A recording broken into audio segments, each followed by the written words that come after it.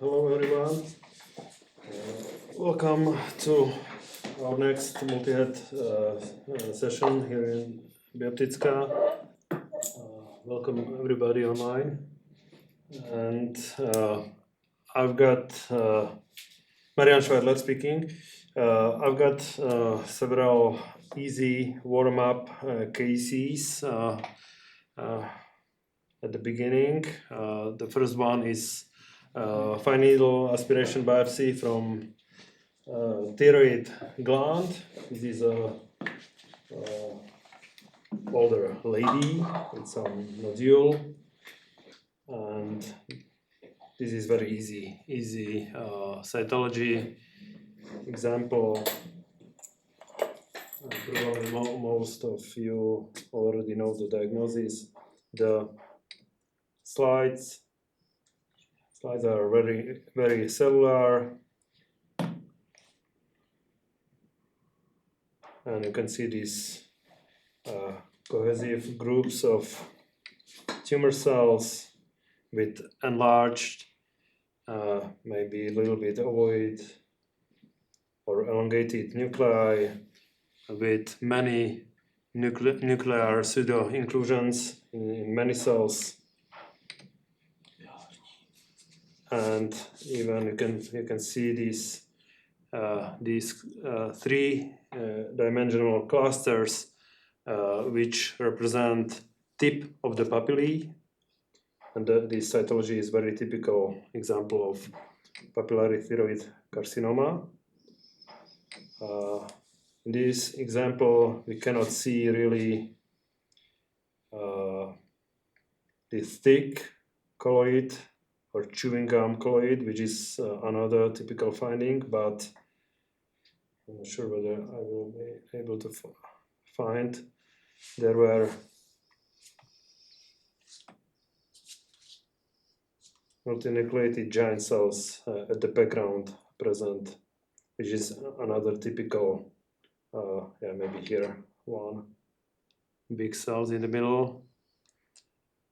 And here you can see some trabecular fragments of tissue. So our diagnosis was the cytology is positive for malignancy, so category 6, and it's positive for papillary thyroid carcinoma. Very easy. My next case is again cytology, and this is pleural cavity effusion in, again, older lady, and even in this very low magnification disease cytoblock performed from the liquid, you can very easily tell that the cytology is positive for malignancy. You can see these cohesive trabecular, again, three-dimensional clusters and some gland formation, and in many tumor cells you can see these vacuoles which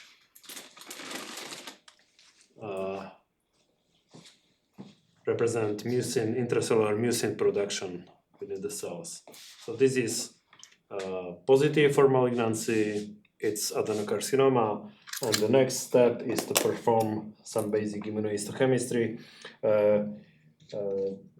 They were suspicious that the lady had cancer in gallbladder, so I performed several stainings, and only CDX2, which is here, nicely positive, and CK20 stainings were positive, which is here, and all other stainings, cytokeratin 7, PAX8, TTF1, napsin-A, and several others were negative. So my diagnosis is metastatic adenocarcinoma with intestinal differentiation, and please check lower GIT upper GIT is also a possibility, and pancreatobiliary system is also a possibility with intestinally differentiated adenocarcinoma. So if they have a lesion in gallbladder, it probably is gallbladder adenocarcinoma metastatic to the pleural cavity. Okay. Let's skip this, and I've got one pancreatic cytology. This is fine needle aspiration from pancreatic head. Again, it's older gentleman, and you can see this fibroblastic stroma. It's an inflammatory cells, and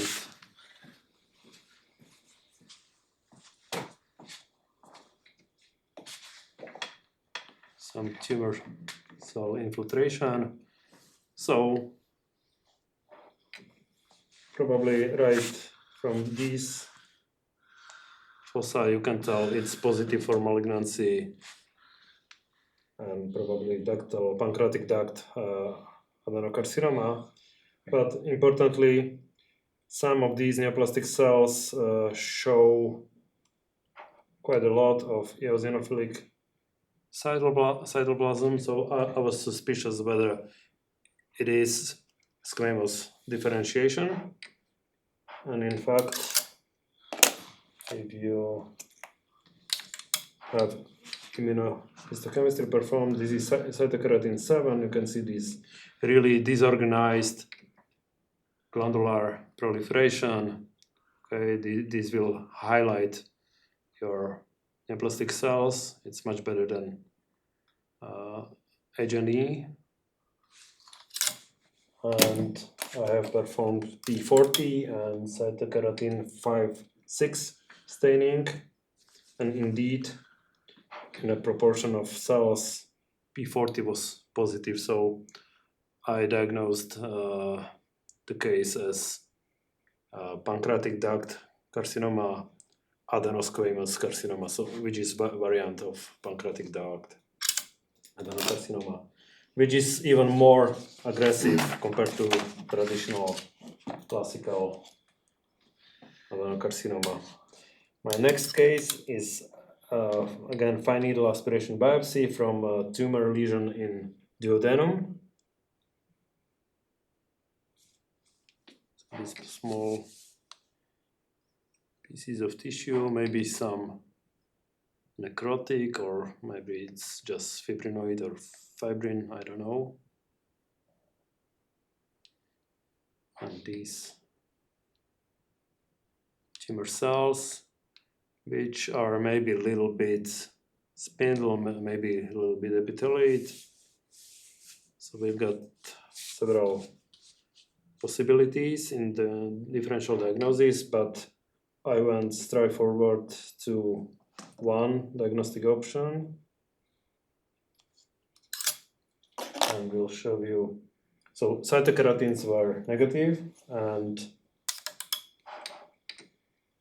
this is c-KIT or CD117 staining, and this one is DOG1 staining. So the diagnosis is gastrointestinal stromal tumor GIST. Duodenal GISTs are frequently malignant, but you cannot tell from this small biopsy tissue. I have not seen mitotic figures in this small biopsy, but it does not mean that the tumor is not mitotically active, and they probably should resect the tumor, and you can tell the risk category after you have your size of the lesion and exact mitotic count in 5 square millimeters. But just by the presence of the necrosis in the biopsy, it's suspicious for malignant GIST. Okay.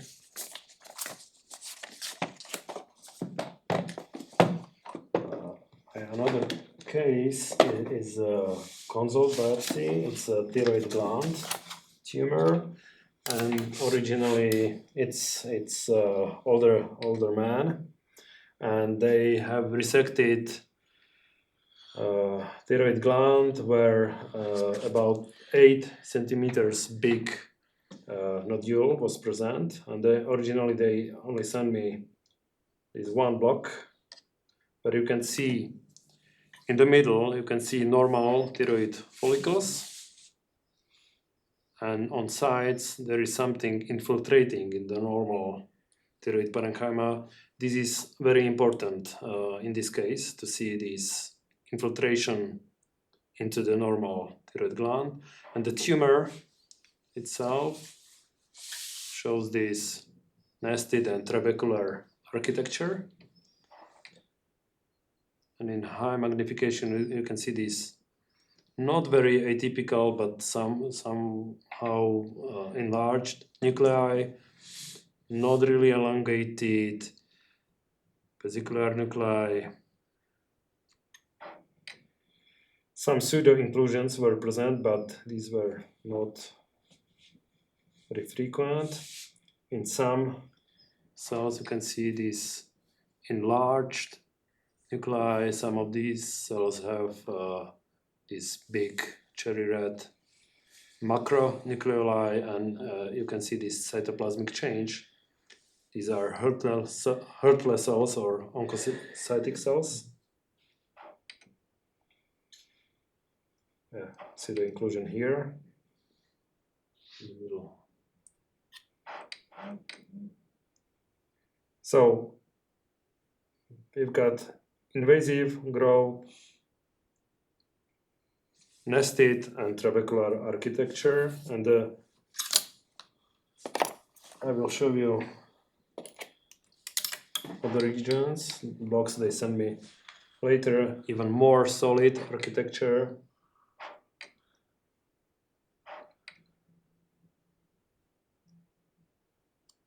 Here, and importantly, I have found 5 mitotic figures per square millimeter. So we've got invasive growth, maybe suspicion for vascular invasion here, and even more pleomorphic parts here, but these atypias not necessarily mean it's bad, because we are in endocrine organs, so this may represent only so-called endocrine type of atypia, which are degenerative in origin, maybe. So nested trabecular growth and so many mitotic figures will give you a diagnosis of poorly differentiated carcinoma of thyroid gland. And I'll ask you for reprint. So according to last, ještě musíš prebrať. Kľudne ten tretí. Zhora. So this is poorly differentiated oncocytic or Hurtle cell follicular carcinoma, and we can check some pictures. So in this case, you get the same nuclear atypia, but this is not required for the diagnosis. Infiltrative growth pattern, solid and trabecular nested growth pattern, and mitotic figures, because this is your normal so-called insular carcinoma. And originally, criteria for poorly differentiated thyroid gland carcinomas, when they were created, oncocytic tumors were excluded from studies, and the reason was that oncocytic tumors are very, very rare, so they were not sure about the criteria, and there are maybe 2 or 3 works confirming that criteria you can use for non-oncocytic tumors can be applied to oncocytic tumors as well. So you will have that works on these tumors on the web after the seminar, with also with some review articles on new WHO classification of thyroid gland tumors with reference to poorly differentiated carcinomas, not non-anaplastic types. Okay, so the diagnosis is poorly differentiated oncocytic thyroid gland carcinoma. Regarding the behavior of these tumors, these oncocytic tumors behave even more aggressively compared to non-oncocytic poorly differentiated carcinomas. So it's quite important to recognize them. My next case is another consult case. This is easy one and very nice. It's middle-aged. I'm sorry, no. This is not that. This is a case of middle-aged female, and she had a history of colon adenoma removed from the colon, and after that she came back with tumor-like lesion in her bowel, and it was macroscopically suspicious, and even pathologies grossing the tissue described the tumor lesion. But microscopically, we have only this. Look at this eosinophilic amorphous material reminiscent of amyloid in the mucosa and even in the muscular layer and subserosal tissue. So there is no tumor, just this eosinophilic amyloid-like material, which is, by the way, negative in amyloid staining. And in addition, again, the second slide. Yeah. Let's see, some multinucleated giant cells were present as well.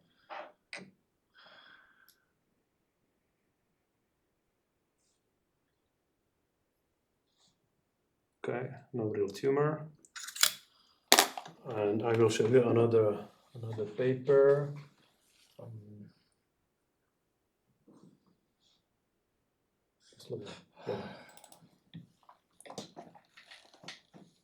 So my diagnosis is lifting agent granuloma.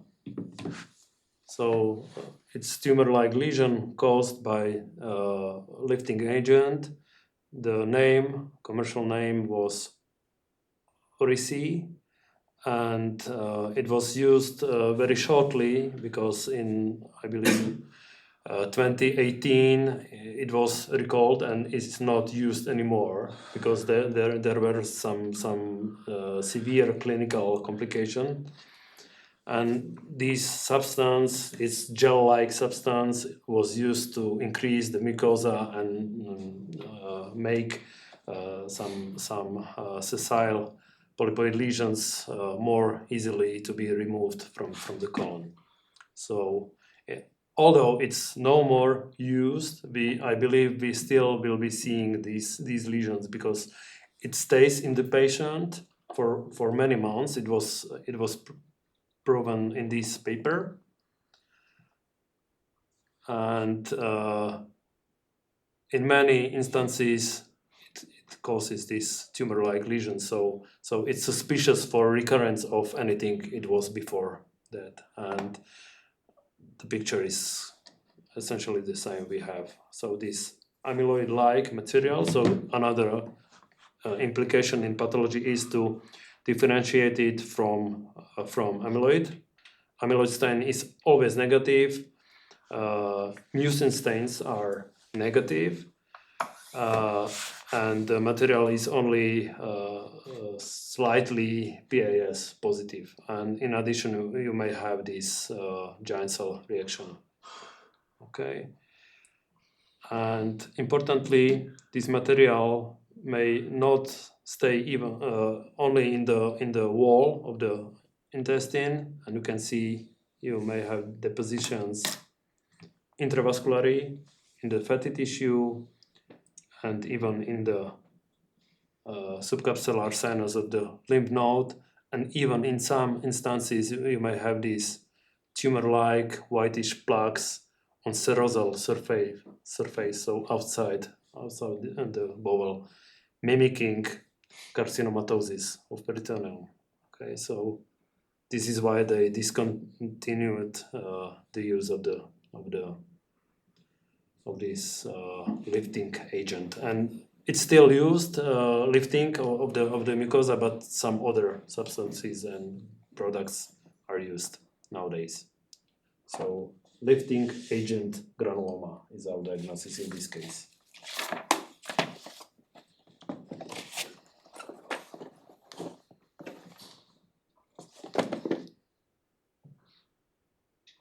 Okay, and I will show you last case.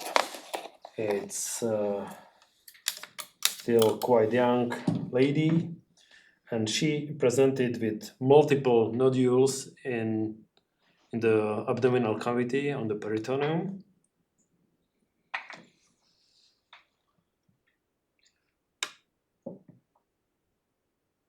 And you can see fatty tissue and this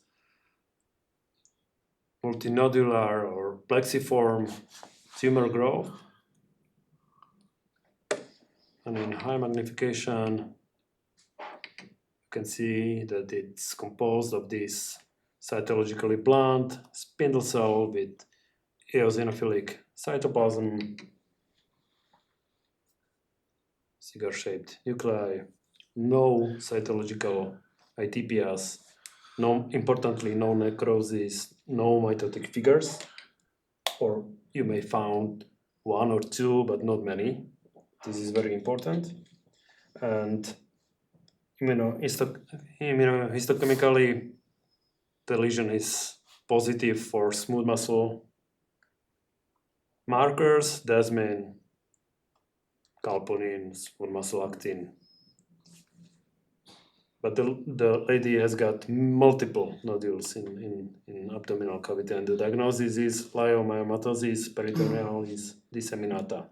So it's quite a rare condition, and it comes in two settings. A proportion of patients have a clinical history of uterine myomas removed or hysterectomy performed because of uterine leiomyomas, and in that case it's frequently combined with intravascular leiomyomatosis or so-called benign metastasizing leiomyomas. The most frequent destination for this benign metastatic leiomyoma is pulmonary parenchyma, and intravascularly it may spread through abdominal veins, and it may even reach heart or pulmonary arteries, and may be, of course, cause of very severe clinical symptoms and even medical emergency in that case.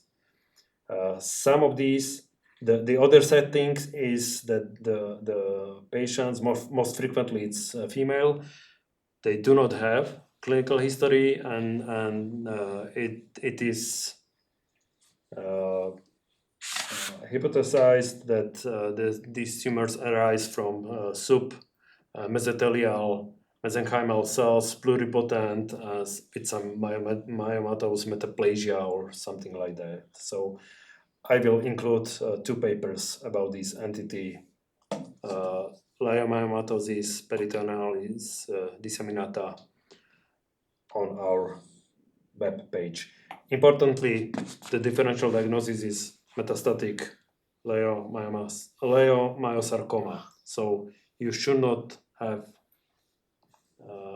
cytological atypia necrosis, and mitotic activity, maybe 1 or 2 is allowed, but not more.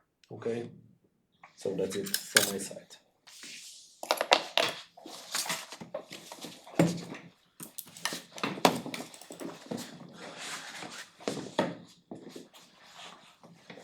Good afternoon, everyone. It's Michael Jr. here. Now I'll start with some very basic and easy cases because we have a bunch of younger pathologists listening. So this was a case sent to us with a suspicion for a round cell sarcoma. It's an old lady, 80-year-old lady with a tumor in her iliac bone, osteolytic lesion. And besides others, this case also illustrates how even in the era of molecular studies and AI and digital pathology, you still need the most a good H&E. So this is the H&E we got from the submitting institution, and it's kind of hard to see, but already from this H&E you can see that it's monotonous, indeed round cell or epithelioid neoplasm, but I always suggest if you have good H&E in your lab, just to wait for your own H&Es. And here, basically, this is in a good H&E. This is H&E diagnosis almost. So very cellular proliferation of very monotonous, indeed round, but in some areas more epithelioid cells, which are in many areas discohesive. And there is basically no stroma in between them, and very often you can see already at low power this kind of like a cracking artifact because they don't stick together really. They are just close to each other, and the cells have this very prominent eosinophilic cytoplasm with nuclei at one side only. So this really looks like neoplastic plasma cells. So you just do your immunos. So it's CD38 and MUM1 diffusely positive, MUM1, MUM1. It's nuclear staining, so very easy to read. CD138 is more cytoplasmic and membranous, but there is no doubt this is completely positive. But there are some immunohistochemical pitfalls for myeloma. So this is plasmacytoma / myeloma, but most likely multiple myeloma. The first trick is that CD45 is usually completely negative. This is CD45. So you kind of really have to think about this lesion, especially old patient osteolytic lesion. Always go for plasma cell markers. Another pitfall is that these tumors are often EMA positive. So EMA is routinely positive in these tumors. So don't go in the way of carcinoma. Always think about multiple myeloma. And another case, this was superficial soft tissues somewhere on the hand or leg. Young patient, very quickly growing lesion, suspicious for sarcoma. And for people familiar with this pretty common soft tissue lesion, this is already obvious from this magnification. So we have, again, very cellular, but a spindle cell proliferation with quite a high mitotic activity, but usually there is a lack of atypical mitosis. And what is quite characteristic are these small cystic or pseudocystic spaces with a lot of erythrocytes in them, right here in the center. So extravasation of erythrocytes, and this is nodular fasciitis. This is like a textbook example of nodular fasciitis, completely benign, often self-limiting neoplastic proliferation, usually associated with USP6 translocations.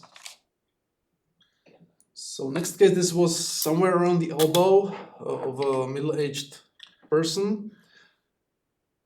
Was associated with a nerve.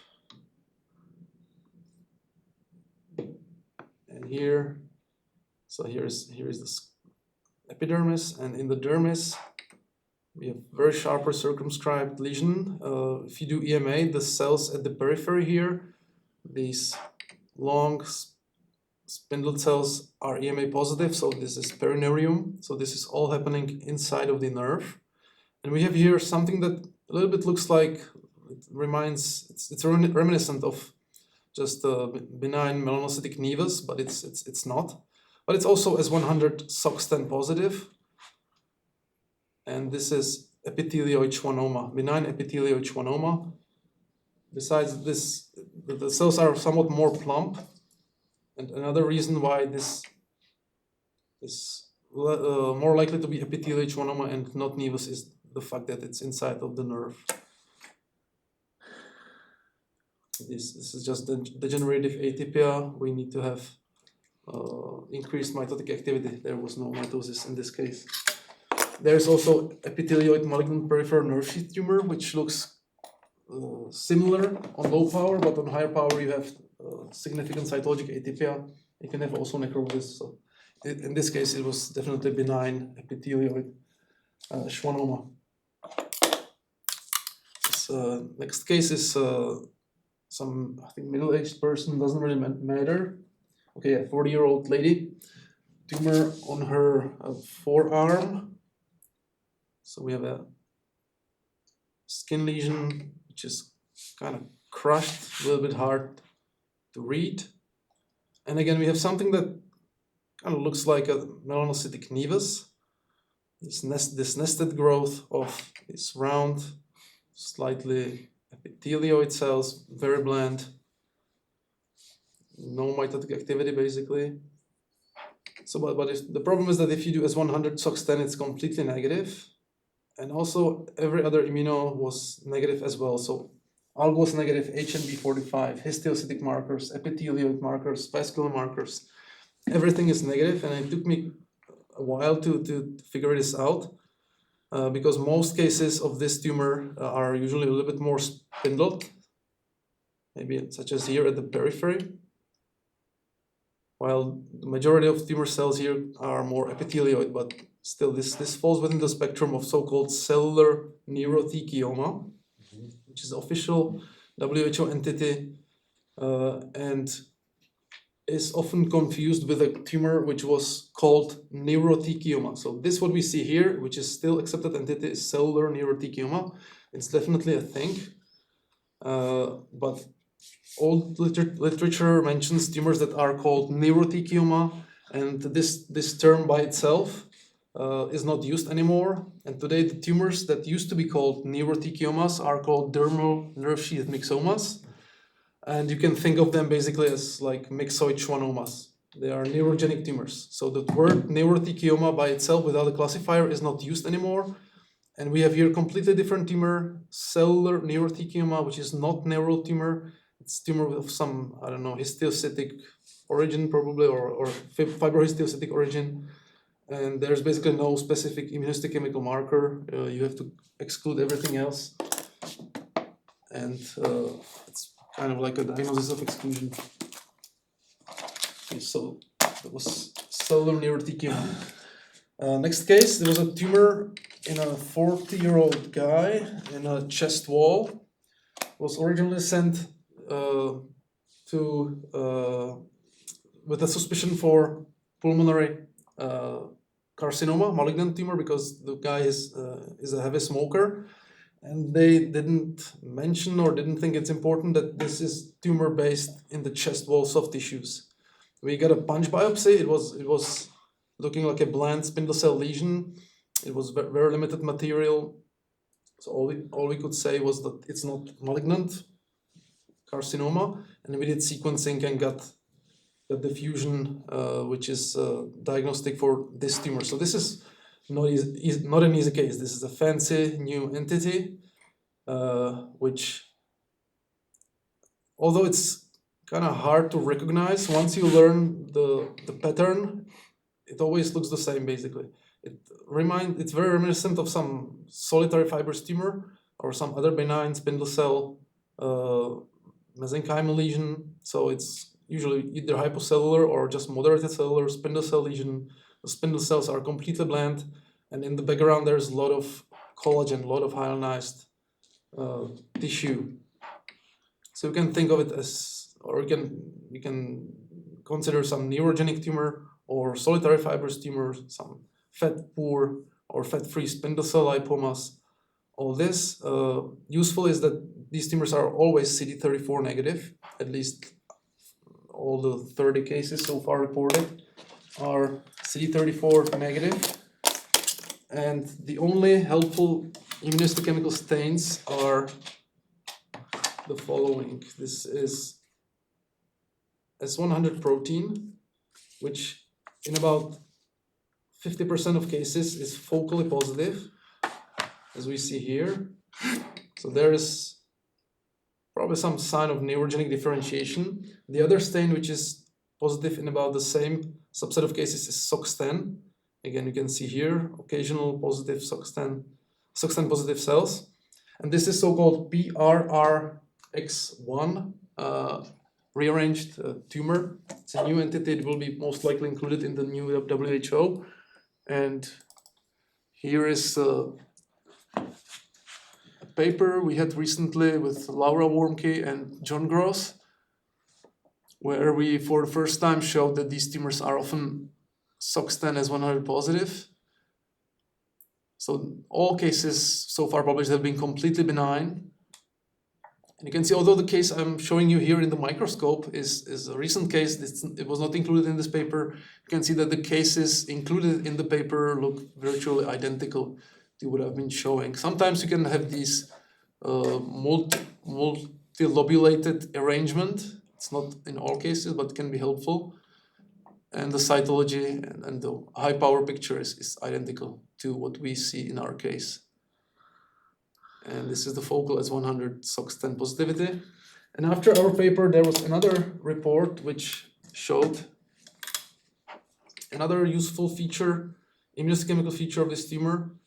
Unfortunately, the IHC slide has degraded since the last week. This is retinoblastoma protein staining. I don't know if I find an area where you can see the slide well. Maybe here. So there might be still some tumor cells. And there is a complete loss of staining in the tumor cells, whereas the non-neoplastic vessels are still positive. So PRRX1 rearranged mesenchymal tumor, most commonly associated with NCOA1 gene partner, completely benign lesion. I would include Evans tumor in the differential. Oh yeah, definitely. That's sorry. That's very important. Differential. This is important because Evans is aggressive malignancy, and this is Definitely. so far benign. Definitely, low-grade fibromyxoid sarcoma, so-called Evans tumor, is differential, very helpful for immunohistochemical staining. Okay, so next case, again, very fancy tumor, very rare, and it's a new WHO entity, already included in the last classification. It's a case of my colleague Zdeněk Kinkor. This was a sad case of a 16-year-old male who had a previously diagnosed osteosarcoma and presented with lung metastasis of the osteosarcoma. That's not what I'm showing here actually. But during the workup, they found out that the patient has also some suspicious lesion in the mediastinum. So they took a biopsy and got this. So although this looks also high-grade malignant, it's definitely not osteosarcoma. And instead, what we have here is some malignant adipocytic tumor with severe atypia of the adipocytes, seen here in the center, for example, or here. So we have basically pleomorphic adipocytes. Then some sarcomatous areas which are non-lipogenic, again with atypia, mitotic activity. And then we have areas which are vaguely reminiscent of myxoid liposarcoma. So these chicken wire type vessels here in the middle look very similar to what we know from myxoid liposarcoma. Again, bizarre atypial. Very often we see large areas of necrosis in this tumor, and MDM2 amplification was done. MDM2 was completely negative by FISH and by immunohistochemistry as well. And so the diagnosis and DDIT3 immunohistochemistry was done to rule out myxoid liposarcoma. It was also negative. So based on the location in mediastinum and based on the the young age of the patient, the diagnosis of a myxoid pleomorphic liposarcoma was considered. Diagnosis of myxoid pleomorphic liposarcoma was considered. As I mentioned, it's the new entity in WHO classification, and it has a distinct predilection for the mediastinum of young patients, especially young males. And it seems to be different from both myxoid liposarcoma as well as pleomorphic liposarcoma. So if we go quickly over the WHO classification, in the malignant adipocytic tumor chapter, we have this well-differentiated liposarcoma, which is most commonly associated with MDM2 amplifications, and closely related D-differentiated liposarcoma. Then we have myxoid liposarcomas, which are associated with DDIT3 fusions. Then we have pleomorphic liposarcomas, which are basically undifferentiated pleomorphic sarcomas with some adipocytic differentiation. And then we have this new entity, myxoid pleomorphic liposarcoma, which seems to be different from both myxoid liposarcoma and pleomorphic liposarcoma. So again, typically young patients, young boys, especially tumors of the mediastinum.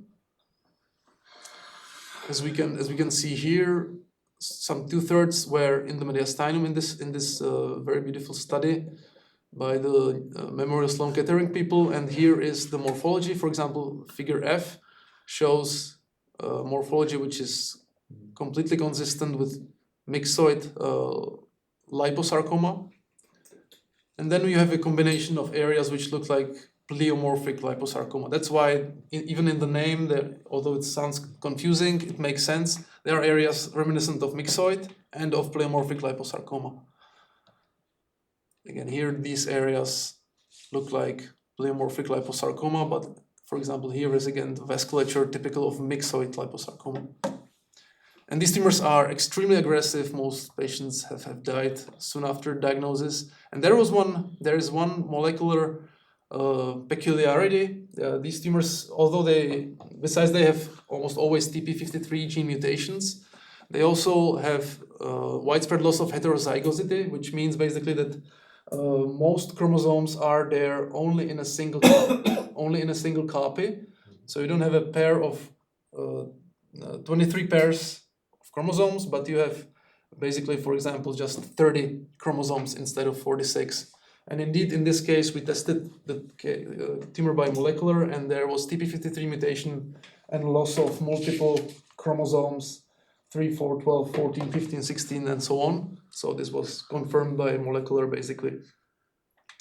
The peculiar association with osteosarcoma suggests that there might be some genetic syndrome. With how many? Potentially Lifraumeni, yeah. Okay, so very fancy, very rare tumor, which we hopefully will not see very often because it's extremely aggressive.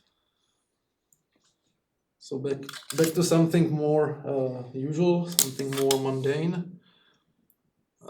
Skin lesion, sent with a diagnosis of atypical fibrous histiocytoma. Question mark, of course. And as you can see, this comes from a chronically sun-damaged skin. The epidermis morphologically looks quite normal.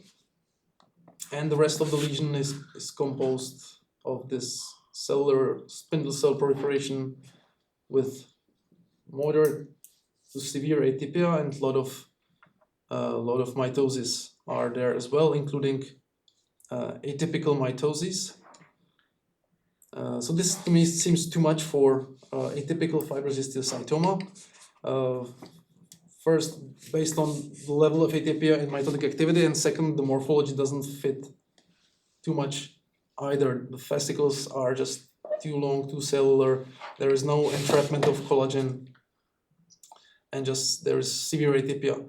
In addition, you have this environment of chronically sun-damaged skin, which always should alert you that there is a higher likelihood of something malignant. So immunohistochemistry was performed. Almost all markers were completely negative. The only thing that was kind of helpful was P53.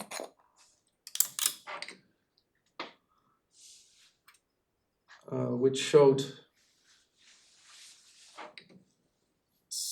a small area of the epidermis with overexpression of P53, which potentially could suggest that this was some low-grade dysplasia. Also, the tumor is positive.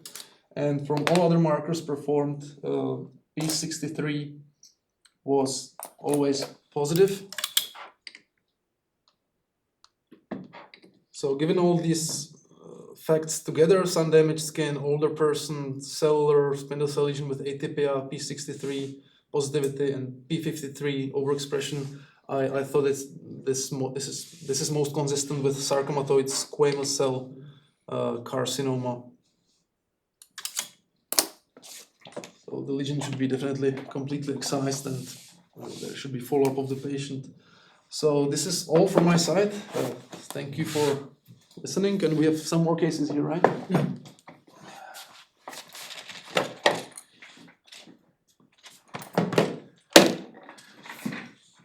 Here is Michael the senior.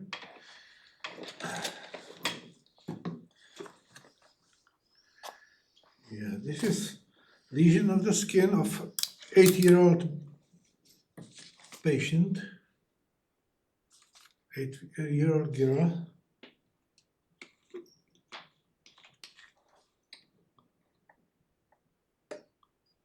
You see it's dome-shaped, pigmented lesion.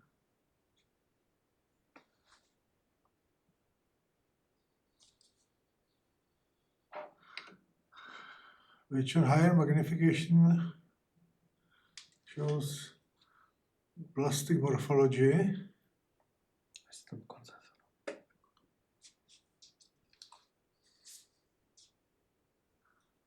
And I must say that if I would have on H&E slide, I would not cause it by any means otherwise than melanoma. It is a sun-reported Stockton positive, negative for anything else. It's BAP1 negative. I look on the level of pleomorphism, yeah. So BAP1 is retained. BAP1 is retained, yeah. We did genetics, and the lesion is MAP3K8 fused tumor. The fusion partner is UBL3, so that it is the so-called Spitz melanocytoma. And at the beginning, when they described this lesion, they said that some, or very often, if you see malignant looking or malignant melanocytoma, it's usually in the group of MAP3K8 fused tumors. They even try to stratify them. They even call them MAP3K8 benign, MAP3K8 fused, low grade, high grade, and melanoma. Yeah? I think it's entirely useless because they were described over 200 cases of this, and the only one of the cases metastasized. So that I would call it malignant looking Spitz melanocytoma with MAP3K8 fusion. Still, even if it looks malignantly, the historical experience tells us that the lesion behaves in a benign way, and the only thing I would require is complete excision. Yeah, so that one of the real pitfall in pigmented lesions, in which I would never dare to call it in a benign diagnosis, as in this case.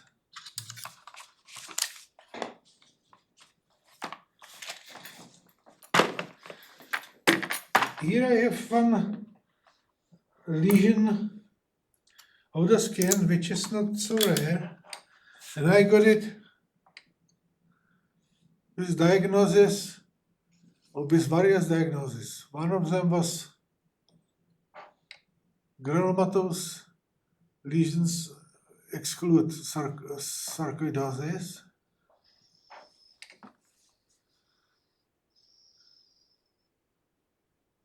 Yeah, another diagnosis was some strange necrobiotic granuloma. And in these cases, I always recommend you to see. Here you see the eosinophilic necrosis.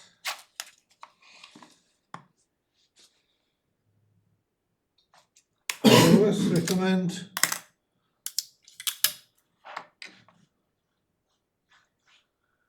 to make this staining. And you see here necrosis. In the middle of the necrosis, you see cytokeratin positive structure, which is entirely morphologically impossible to distinguish on each slide. So I think it's just sort of epithelial structure with necrosis. It was taken deep into the dermis, yeah, and it's reactive inflammation around this epithelial structure. It might be from superficial epidermis, or most frequently these are follicular, some follicular necrotic lesion. Follicular cyst, right? Follicular cyst, yeah, I don't see cyst there. Yeah, it would be Not anymore. Yeah. Yeah, I just always describe in Czech language. We have a name rohová šupina in Czech language. Yeah? So the reaction around squamous scale. Yeah. Here I have a very simple case for beginners, but still it was so nice. It's my case from yesterday. You see, it is from the shoulder, older male. Even the clinical picture is identical. You see here quite a lot of lipoblasts. You see in the middle a lot of lipoblasts. Yeah.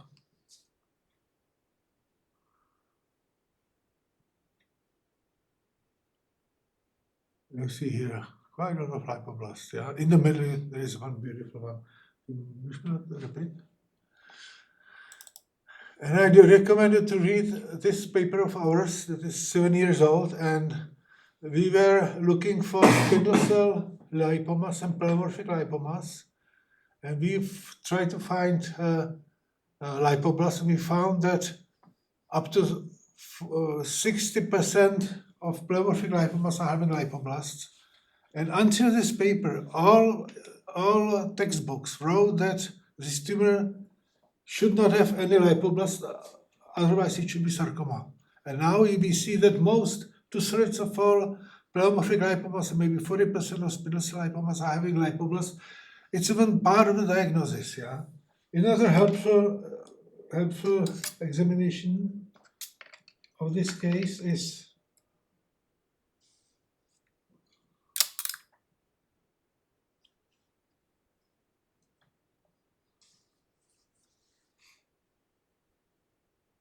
it's badly counterstained, so that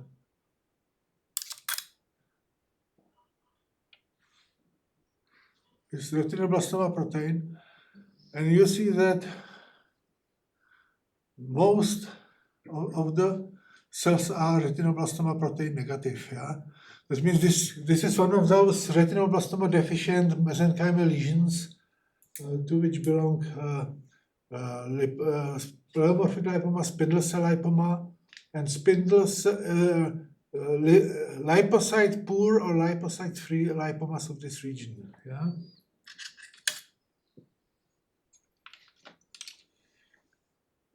Here I have a lesion of the skin of older man, male on the neck.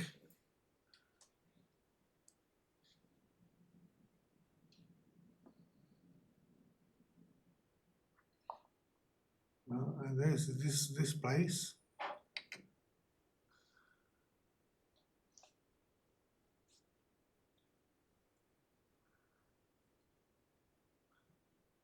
And you see that inside this place there are quite dysplastic cells,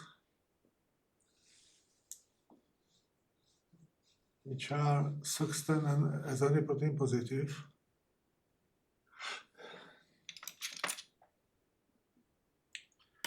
When we did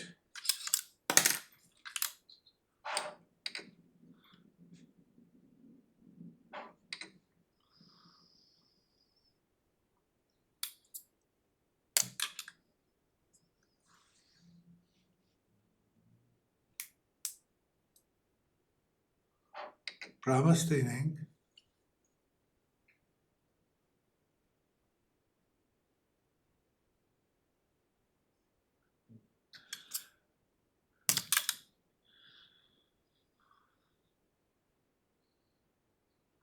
see that nice looking primer staining positivity.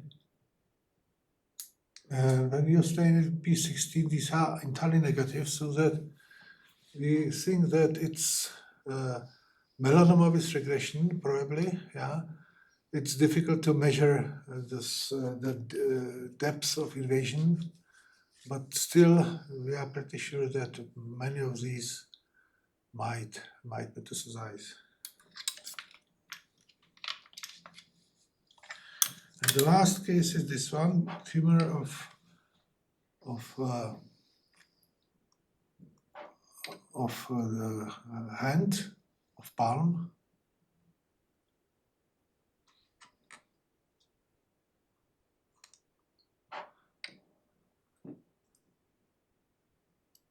The diagnosis of the genetics was quite easy because it was mammal to fused tumor, so that it is very specific for nodular hydranenoma or clear cell hydranenoma.